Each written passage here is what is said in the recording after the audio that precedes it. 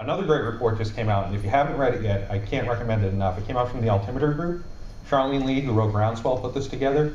I forget the company, I think it was Wet Paint or something, I don't know, put it together with her. But they actually studied the top brands in the industry. So they looked at the top brands and they bucketed them into these categories of how engaged, number one, they are in social media and how many different channels they're using in social media. And they came up with 4 different categories. It was the butterflies, wallflowers, selectives, and mavens. What they found was actually really interesting. It was the first study that came out that actually associated revenue growth with the amount of engagement, number one, and the number of channels that companies have in social media. Guess what the difference was between the people who were wallflowers and what they called mavens, which was the top end? Anybody? Well, I'll tell you. I can't wait. I don't want to spoil it. -6% revenue growth last year for the people who were at the low end, the wallflowers.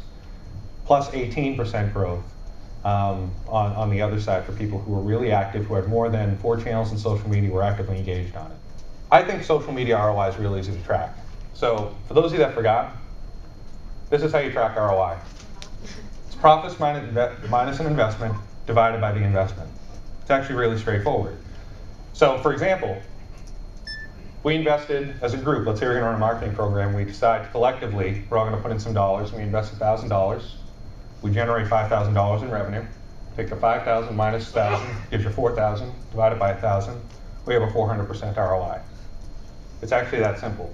Because you see, what people forget is ROI doesn't care about the media they use. It doesn't care whether you're using social media or TV or radio or print or whatever. It doesn't care. And one of the biggest, this number one, I was talking to another good friend of mine in the social space, and I said, yeah, ROI doesn't care about media. And he said, well, yeah, but how do you track the ROI of a TV ad? And I've done work with Pepsi in the past, and I said, I can tell you right now that at Pepsi, they use that exact same algorithm. They figure out what the ROI, now it's a little more complicated because they look regionally and they know if they run ad X that they're going to get an increase of sales like this, but they still go back to the same formula and they're tracking what the impact is of the TV ads that they run. Another guy said, well, what about the telephone? How can you, it's the same thing. Social media is just like the telephone. How can you get an ROI from the telephone? But I took a step back and said, well, what are you using the telephone for? Sales? Is it sales? Because you can track an ROI. If you know you have a guy on the phone who's going to call 100 people and figure out what he generated, it's actually very easy. If you keep it simple, it usually is. That's my basketball coach used to say it, and I hated the guy when I was working for him, but he used to tell us all the time, keep it simple, stupid. The goal of the game is to get the basketball, put it in the basket. The more we complicate it, the harder it is. Basketball legend Red Auerbach, basketball legend in Boston, Red Auerbach, he only had 7 plays that his team learned. He wanted to keep it as simple as possible. Now again, he had Bill Russell and Bob Cousy and all those other guys. But at the end of the day, the simpler you keep calculating ROI, it usually is that simple. Trust, don't focus on metrics that don't make financial impacts back to your, if you're looking for ROI, don't focus on things like page views, click-throughs, Facebook followers, that kind of stuff. If you can boil that down, those are great metrics to have. I'm not saying don't capture those metrics. All I'm saying is if you're looking for ROI, that may be the wrong place to look up front, depending on what it is that you're looking for. When I go through the calculation, profit could mean one of 2 things. It could mean a reduction in costs, or it could mean sales. So I want to give you something that was simple to understand, set a case study, give you a sense of how it can work, and hopefully as far as some conversation around it about different ways to use it. But so a company that we worked with, and this is what I'm going to do first, define the objectives and goals. So there's a company that we work with, that I worked with, I shouldn't even say awareness. They're a large publicly traded software company, transactional model, thousands of clients worldwide. They have stated goals when we first talked to them. They said, well, what we're going to do is we're going to connect with customers, share best practices, the fluffy stuff that he was talking about, right? The stuff that kind of makes us feel good. This is what we want to do. We want to improve customer service. Well, what does it mean? We want to reduce support costs by driving self-service among peers. You can also use kind of the Comcast Cares example in the back of your head as we kind of walk through this thing. So the second, going back, second thing is benchmark the before. This is really important. A lot of companies forget to do this. It's really hard to calculate what your return on your investment is if you don't know where you're coming from before, and here's what I mean. So for this specific company, they're looking to do stuff in the support area, all right? They want to use social media for support. Now before they knew, they had some really good numbers. They actually were really good about what they tracked. They knew that the average support call or email cost was around $40 to resolve. So if they got something in, it cost them about $40 to resolve it. Now the big thing for them is they realized, pretty smart, that 70% of the calls that were coming in, they put in this bucket called best practices. And what that meant was, people were calling in, not asking for technical support, which is what the group was founded for, but they were asking for help with certain things. So how do I do this? Is this the right way I should be doing this? Is there a better way I should be doing this? What do I need to think about up front before I do X, Y, and Z with this stuff? They realized there was a huge opportunity to deflect some of that stuff to the web, Twitter, Facebook, that kind of stuff. They're currently getting around 1,000 calls per month, which translates that they're spending somewhere in the ballpark of $480,000 a year to resolve their inbound. They had to track the right metrics. So when they first came in, this is kind of interesting. They said, well, we're gonna track things like page views. And I said, okay, so what are you going to track on page views? Well, we want to see how deep people are going into the site. We want to figure out where they're going.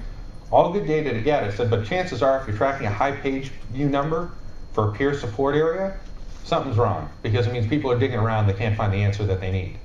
They said, well, we're going to measure signups. I said, okay, why are you measuring signups? They said, well, we want to make sure we have a big, vibrant, great, engaged community. I said, okay, well, how does that translate into revenue for you or cost reduction? More people signed up doesn't necessarily translate into stuff. And they said, all right, well, how about requests submitted? And I said, okay, well, how about not just the support requests submitted, how about the support requests resolved? I mean, at the end of the day, that's what you should be tracking. How many of them were escalated to customer service? Tracking the right things that actually translate into measurable financial impact. Finally, yeah, again, measuring the financial impact. I love this guy's picture. I don't know why. I don't know who he is.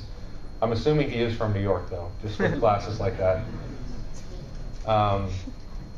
Here's the results that they got, and we'll talk about how they calculated the ROI. So first thing is they reduced call-in support by 75% in less than 3 months. Kind of figured that was going to happen. Monthly increase fell from about 1,000 to about 250 per month. What's interesting is, and I'll ask you guys why you think this is, they increased. Remember I told you before the average support call costs $40 to resolve?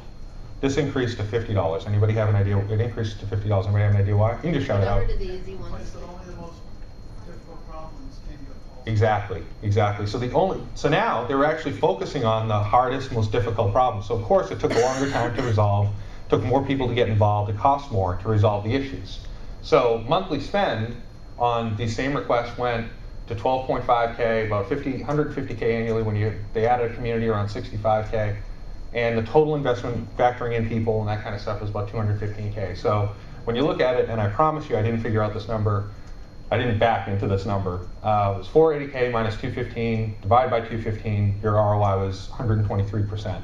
Just in 3 months, deflecting call volume. And that was really focused on a business need. We want to deflect call volume, we want to make 100% sure that this is what's going on. Now you can apply this to anything that you're doing on the social web. If you're looking to get new members, if you're looking to get leads, you can back into the exact same calculation. It's just making sure you're focusing on the right thing from the very beginning. I think that's where a lot of companies miss what's going on up front.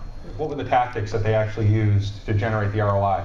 So they put up a community. So they did a couple things. First is they had a central community where people could come in and answer questions. So it was peer-to-peer support. So instead of actually calling their call center to talk with people, their customers would go on and resolve issues for each other. Now to get people to that site, this is where a lot of social media comes in. It gets kind of cool.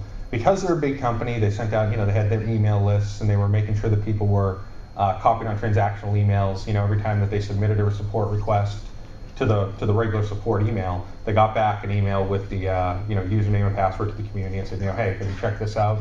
That kind of thing. They also tweeted about it, so they had their own closed Twitter account that actually went out and were talking about some of the things, some of the hot issues that were going in the community. So they spent a lot of time circling back and making sure their customers were part of it. So earlier I said, I think one of the points that may be buried in there is I said, don't worry about user sign up, right? Don't worry about how many people sign up for right now. Let's get the content in there. Let's get people up and running.